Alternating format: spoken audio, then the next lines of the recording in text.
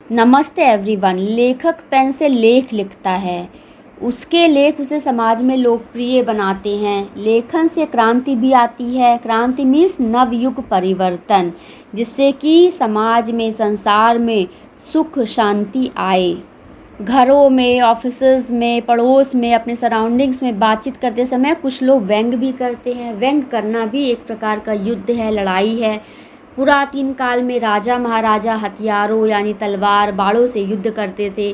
Biological वार में एक प्रकार का कीटाणु, बैक्टीरिया, वायरसेस शरीर को नुकसान पहुंचाता है। कोविड-19 can be taken as a best example of biological war. सच्चाई क्या है किसी को नहीं मालूम। कोविड-19 कैसे फैला? थ्रेट वॉर में हम एक दूसरे को धमकी देते हैं, धमका कर, डरा कर अपना मतलब सिद्ध करते हैं। Hiroshima and Nagasaki second world war is very famous. मैं न्यूज़ नहीं सुनती हूँ, ना ही न्यूज़पेपर पढ़ती हूँ। My GK is not very good. आज के ज़माने में युद्ध बम, बंदूक और मिसाइलों के द्वारा किया जाता है। उतना परिश्रम नहीं करना पड़ता जैसे कि पुरातन काल में युद्ध किया जाता था। But today's wars are very expensive. पैदल सैनिक घोड़े रथ से लड़ाई करते थे। महाभारत और रामायण से सभी परिचित हैं, सभी ने देखा है युद्ध कैसे किया जाता है, युद्ध में कौन मरता है। आज के ज़माने में युद्ध में कौन मरेगा? जनता मरेगी जिसके पास सिक्योरिटी नहीं है। आज हम सन रिएक्शन के बारे में डिस्कस करेंगे। We read about nuclear fusion and fission reaction in chemistry. Nuclear fission is reaction in which the nucleus of an atom splits into two or more smaller nuclei. The fission process produces gamma photon and release a very large amount of energy. It is a nuclear chain reaction continued to convert into radioactive element of smaller mass due to emission of neutrons. Uranium and plutonium are most commonly used for fission reactions in nuclear power reactors because they are easy to initiate and control. The energy released by fission in these reactors heats water into steam. The steam is used to spin a turbine to produce a carbon-free electricity. This is also one of the application of nuclear fission reaction. That is a positive use of this. Sir J. Robert Oppenheimer invented the atomic bomb. He is known as the father of the atomic bomb. Atomic bomb are based on the nuclear fission reactions. 6 अगस्त 1945 को America ने Japan के Hiroshima शहर पर दुनिया का पहला परमाणु बम गिराया था। इसके 3 दिन बाद जापान के ही नागासाकी शहर पर दूसरा परमाणु बम गिराया गया। 5 टन बम हिरोशिमा पर गिराया गया था। दोनों शहर पूरी तरह तबाह हो गए।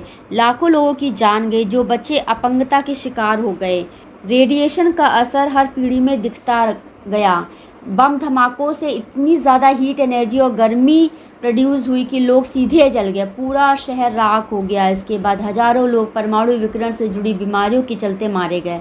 बम गिरने की जगह के एरिया में, उस क्षेत्र में काली बारिश हुई, जिससे मौतें बढ़ती चली गईं और इस काली बारिश ने अपने संपर्क में आने वाली सभी चीज़ों को दूषित कर दिया।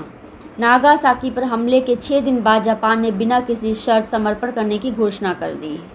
Fusion occurs when two atoms together form one helium atom. This is the same process that powers the sun and creates the huge amount of energy, several times greater than the fission reaction.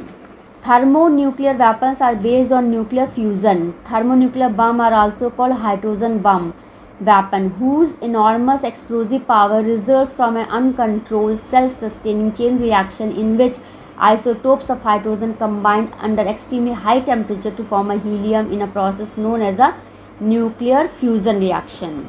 So, hydrogen bombs are based on nuclear fusion reaction, whereas the atomic bombs are based on the nuclear fission reactions. Why I am discussing all these things? Just I want to emphasize here, बम आसमान से गिरेगा, किस पर गिरेगा, किसको नुकसान पहुंचेगा, इस पीढ़ी को और आने वाली नेक्स्ट कितनी जनरेशन पर इसका प्रभाव पड़ेगा।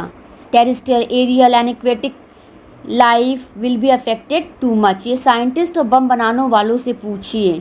World war, biological war is not the permanent solution. Temporary population कम हो जाएगी, डर का माहौल रहेगा।